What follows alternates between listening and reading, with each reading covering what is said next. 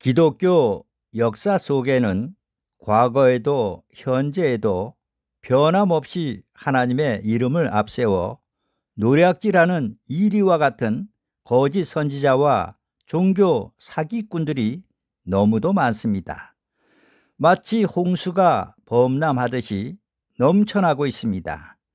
그 대표적인 사례가 바로 중세 종교 암흑세기를 거치면서 가톨릭에서 발행했던 면죄부 판매라 할 수 있습니다. 11세기경에 생겨난 가톨릭 교리 가운데 천국과 지옥 사이에 연옥이 있어 이 땅에서 지은 죄가 남아있는 사람은 연옥에 갇혀 죄값을 치르며 고통을 받게 된다고 하면서 죄를 사해 줄 수 있는 면죄부를 판매한 것입니다. 돈이 헌금함에 떨어지는 소리와 함께 그들의 영혼이 연옥으로부터 해방되어 벗어나게 된다는 이런 거짓된 교리를 만들어 면죄부를 판매한 것입니다. 예수님께서도 마태복음 7장 15절에 거짓 선지자들을 삼가라. 양의 옷을 입고 너희에게 나아오나 속에는 노략질하는 일이라라고 말씀하셨듯이 이것이 곧 노략질하는 일의 행태가 아니고 무엇이겠습니까? 유전무죄, 무전유죄라는 말이 있지요. 이는 돈이 있을 경우 무죄로 풀려나지만 돈이 없을 경우 유죄로 처벌을 받게 된다는 뜻의 말입니다. 만약 가톨릭의 면죄부 교리대로라면 결국 돈이 없는 가난한 사람은 구원을 받을 수 없고 돈 많은 부자만이 구원받아 천국을 갈 수 있다는 말이 성립될 수도 있습니다. 이 얼마나 가증하고 추악한 교리이겠습니까? 이것이 실제 사실이라면 돈만 있으면 되지 예수님의 보혈이 뭐가 필요하겠습니까? 면죄부 판매는 11세기 교황 우르바노 2세가 십자군 참여를 장려하기 위해서 활용하기 시작하면서 참전하는 군인들과 군 부대에 지원금을 낸 후원자들에게도 교황의 권한으로 면죄부를 주었습니다. 그 뒤로 면죄부는 교황청의 자금 모금책으로 널리 활용되었습니다. 16세기 교황 레오 10세에 이르러 로마의 재건 사업 및 성 베드로 대성당의 보수와 개축을 위한 대규모의 공사 비용을 충당하기 위해서 교황청은 면죄부를 대량으로 발행해 주교들이 신자들에게 반강제적으로 판매를 한 것입니다. 면죄부는 4분의 1 플로린에 판매되었습니다. 이는 당시 화폐 가치로 평민이 거주하는 집의 6개월치 월세 또는 송아지 3마리를 구입할 수 있는 비용이었습니다.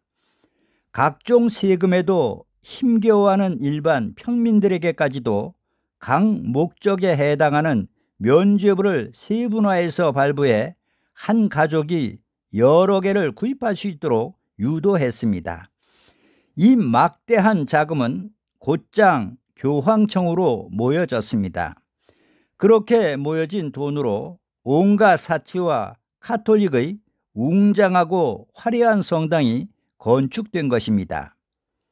과연 우리가 태평양의 바닷물을 다 폰에서 마셔보아야 바닷물이 짜다는 것을 알 수 있을까요? 소금 한 포를 다 퍼서 먹어봐야 소금이 짠 것을 알 수 있겠습니까?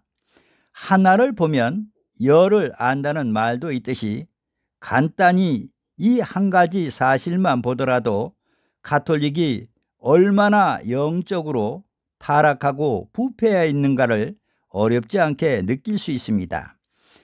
스스로 자신들의 실체를 잘 드러내 보여주고 있기 때문입니다. 이 같은 행위는 하나님을 섬긴다는 성직자로서 결코 행해서는 안 되는 영적 범죄 행위라 할 수 있습니다. 예수님께서도 마태복음 7장 20절에 그의 열매로 그들을 알리라라고 말씀하셨듯이 썩은 뿌리에서 어찌 아름다운 열매가 맺힐 수 있겠습니까? 그렇다면 이 같은 일은 카톨릭에만 행해졌을까요? 그것은 오늘날의 개신교 또한 이 부분에서 결코 자유로울 수 없습니다. 카톨릭에서 면죄부를 팔아 크고 화려한 성당을 지었듯이 개신교 역시도 성도들의 어려움을 외면한 채 무리한 헌금을 거두어 교회당 건축에만 혈안이 되어 있기 때문입니다. 마치 더 큰 교회를 건축하려고 무슨 경쟁이라도 하는 듯합니다. 그런데 문제는 성도들로부터 건축 헌금을 거둬들이는 그 행태가 교회마다 그야말로 가지각색입니다. 실상 칼만 들지 않았지 거의 강도 수준에 가깝다는 것입니다.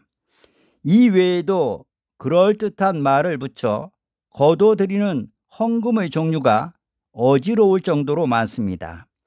이 모두가 하나님의 이름을 앞세워 복음 전파라는 미명 아래 너무도 당연한 듯이 합법적으로 행해지고 있다는 것입니다. 이런 연유로 경제적 어려움을 견디지 못해 결국에는 신앙을 포기하고 교회를 떠나는 성도들까지도 생겨나고 있는 것입니다.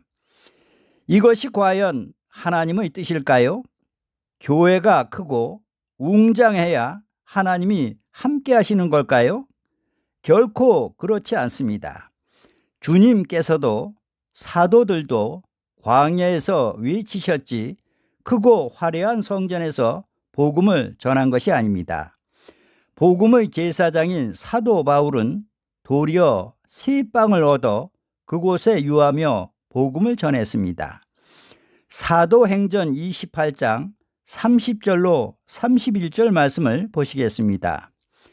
바울이 온 이태를 자기 새 집에 유하며 자기에게 오는 사람을 다 영접하고 담대히 하나님 나라를 전파하며 주 예수 그리스도께 관한 것을 가르치되 그 많은 사람이 없었더라라고 기록되어 있습니다. 예수님께서는 마태복음 23장 28절에 너희가 겉으로는 사람들에게 옳게 보이되 안으로는 외식과 불법이 가득하도다라고 말씀하십니다. 끝으로 베드로후서 2장 3절 말씀을 제가 봉독해 올리겠습니다. 저희가 탐심을 인하여 지은 말을 가지고 너희로 이를 삼으니 저희 심판은 옛적부터 지체하지 아니하며 저희 멸망은 자지 아니하느니라라고 기록되어 있습니다. 고린도후서 11장 15절에 저희의 결국은 그 행위대로 되리라라고 기록되어 있듯이 하나님은 정직하시고 공의로우신 분이십니다. 반드시 행한 행위대로 보응하시는 하나님이라는 사실을 우리는 꼭 기억하셔야 합니다. 아멘.